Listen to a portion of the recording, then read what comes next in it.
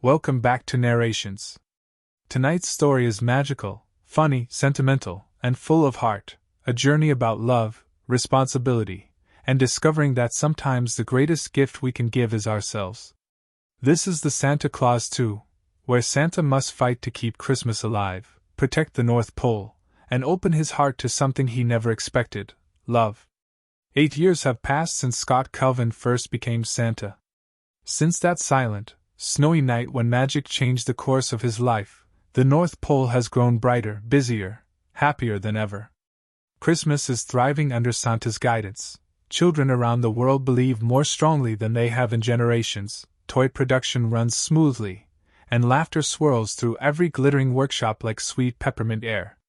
Elves rush up and down candy-striped staircases carrying toys and tools, bells jingling relentlessly.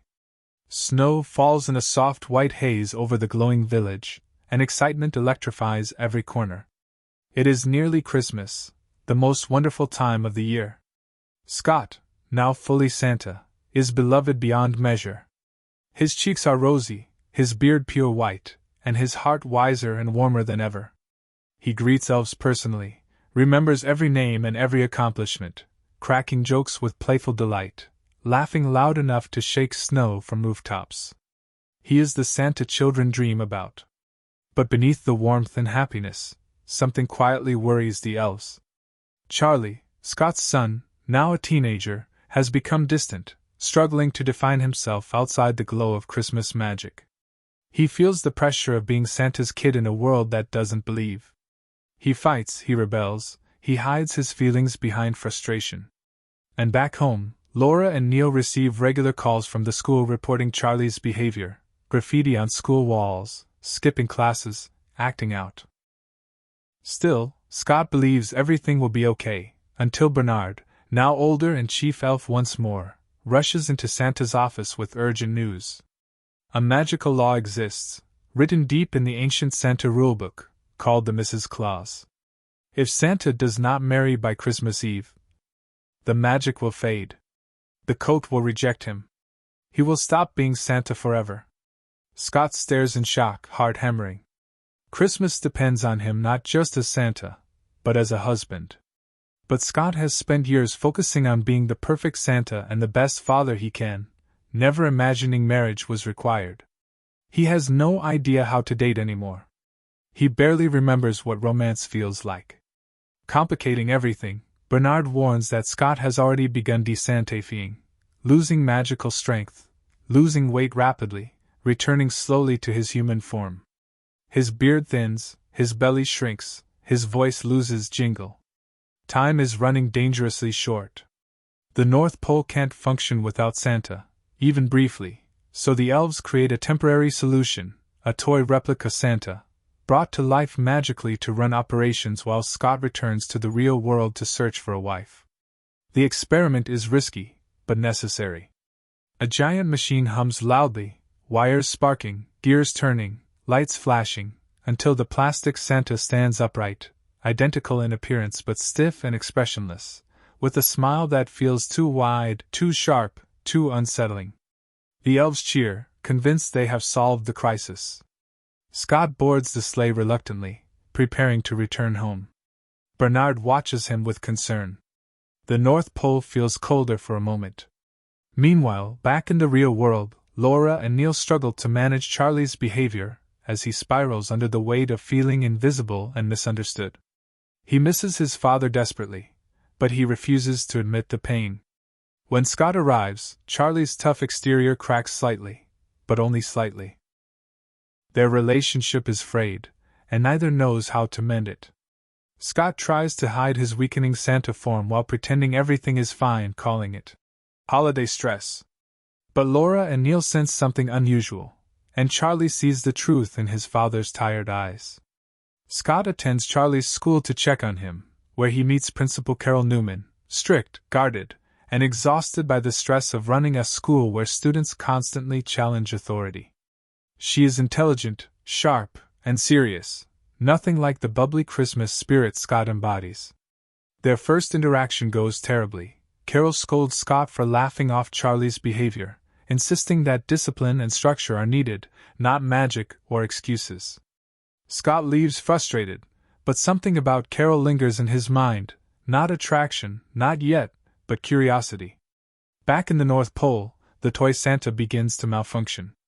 With access to the rulebook but no true understanding of kindness, emotion, or the spirit of Christmas, he reads the guidelines literally, deciding the only way to ensure children behave is through strict punishment.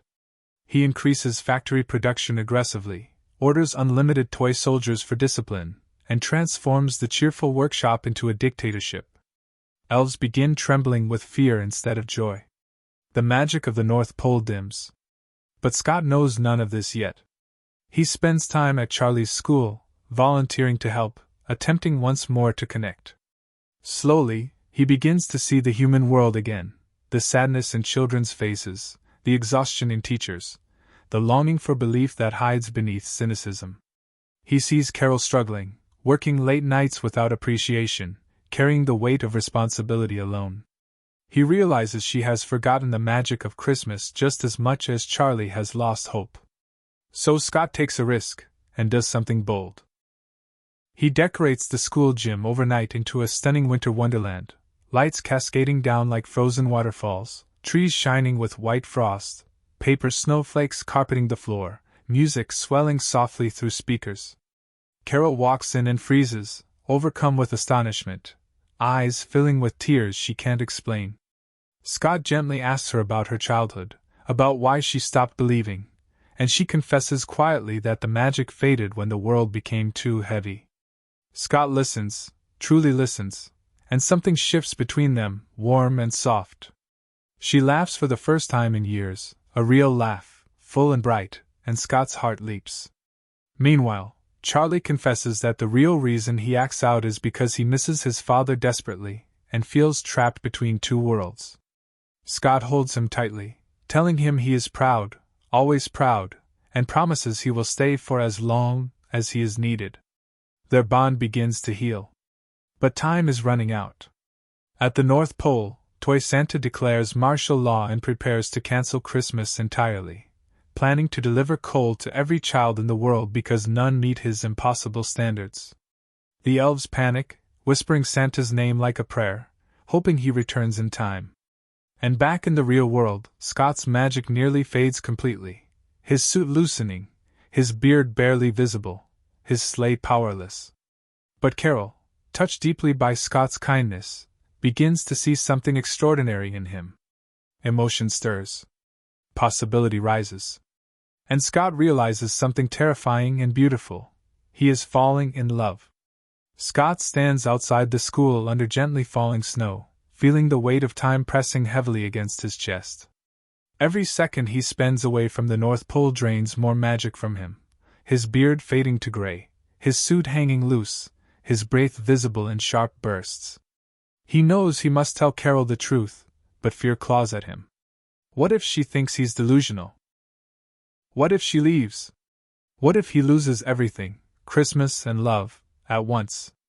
That night, he walks with Carol through snow-covered streets, lit softly by warm Christmas lights glowing in apartment windows. They talk about childhood memories, about the ache of growing up, about losing wonder. Carol opens up about how Christmas used to mean everything to her, until disappointment hardened her heart. Scott listens, sees pain hiding behind her smile, and something inside him refuses to let her walk through life alone anymore. He stops under a street lamp, breath trembling, and tells her the truth. "I'm Santa." Carol laughs, a short, stunned laugh, unable to believe what she's hearing. She thinks it's a joke, a desperate attempt to be romantic or charming. But when Scott removes his hat, showing the thinning white beard, the fading magic, the seriousness in his eyes, she steps back uncertainly. "It's impossible," she whispers. Scott pulls from his coat a small sparkling snow globe, the one Bernard once gave Charlie, holding the power to reveal the truth. Inside the glass sphere, a tiny North Pole world shimmers, lights twinkling, Santa's sleigh circling overhead. Scott places it gently in Carol's hands. "Believe," he whispers. "Just believe for 1 second." As Carol stares into the globe, it begins to glow brighter, swirling with brilliant light. Carol gasps as she sees Santa, Scott, flying across a glittering sky inside the tiny world. Tears rush to her eyes, wonder flooding back into her heart like water breaking through a dam. "I believe," she whispers through shaking breath. Magic explodes outward, rushing through Scott like starlight, restoring his beard in a burst of white, filling his suit once more, returning warmth and power to his voice. Carol steps back, astonished, hand over her heart, unable to speak. Just then, Bernard appears, breathless, frantic, warning Scott about Toy Santa's takeover. The North Pole has fallen into chaos. The toy soldiers have taken control. Christmas is hours away from collapsing.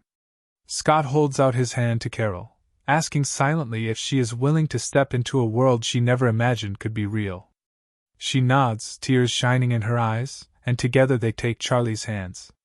In an instant, Bernard teleports them back to the North Pole in a swirl of snow light. They arrive in the center of the workshop, but everything is different. The joyful hum of Christmas is gone. The workshop is rigid, silent, militarized. Rows of toy soldiers march in formation, guarding every entrance with wooden sternness. Elves stand trembling in corners, stripped of happiness and color. And high above them all on a throne sits Toy Santa, expression twisted, voice booming with harsh authority. He announces that Christmas has been redefined. No more gifts, no more joy, no more freedom, only strict discipline and punishment. Children worldwide will receive coal, and elves who disobey will be imprisoned. His booming voice echoes through the frozen halls, shaking the rafters. Scott steps forward, facing his plastic double, Santa versus Santa, the warm heart against the cold machine. Toy Santa declares Scott an intruder and orders the soldiers to seize him. Elves scatter in fear as toy soldiers march forward, mechanical arms grabbing wildly. Scott and Charlie are captured while Carol and Bernard slip away, hiding behind crates. Scott refuses to fight. He believes in leading with compassion, not force. But Charlie breaks free just long enough to rally the elves. Their courage reignites like sparks catching fire, and soon they rise up together, fighting with snowballs, slingshots, and tricks instead of violence. The toy soldiers tumble like dominoes. The elves cheer, laughter returning like sunlight. Meanwhile, Carol watches Scott, sees the real man beneath the magic, and understands fully who he is, the most selfless soul she has ever known. In the final confrontation, Scott battles Toy Santa inside the sleigh launch room. Sparks rain down as machinery roars. The plastic Santa grabs the remote control, trying to send the sleigh full of coal into flight as a symbol of his reign. Scott leaps forward, wrestling the controller away, and with a powerful surge of strength and spirit, launches the sleigh himself. With the help of Charlie and Bernard, they disable the Toy Santa, who collapses into harmless pieces of costume and stuffing. The North Pole erupts in celebration. The elves cheer wildly as Christmas returns, lights igniting, bells ringing, joy rushing through the workshop like golden wind. But there is still one more piece of magic needed. Time stops. Snow hangs in the air like glitter frozen in moonlight. Scott turns to Carol, eyes shining, voice trembling. "Carol Newman, will you be my Mrs. Claus?" Her breath catches. Tears spill. And she whispers the most powerful word of all. "Yes." Magic surrounds them, glowing bright white, swirling through the air like a storm of stardust. Carol transforms into Mrs. Claus, her coat sparkling red and white, her smile radiant. The elves erupt in cheers, bells ringing wildly. The sleigh bursts into the sky above the North Pole, reindeer soaring, stars racing past. Scott and Carol fly together into the night, delivering gifts to children across the world, laughter echoing through the clouds. Back on the ground, Charlie watches proudly, no longer lost, no longer hurting. He has his father, his place, his belief restored. His heart feels whole. And as the sleigh arcs into the starlit horizon, bells ringing clear across the world, Scott's voice echoes joyfully through the night sky. "Merry Christmas to all, and to all a good night!" Because sometimes magic finds us when we least expect it. Sometimes love arrives when we stop searching. And sometimes, believing changes everything. If you enjoyed this narration, don't forget to like, share, and subscribe to Narrations, where Christmas classics come alive with heart and cinematic storytelling.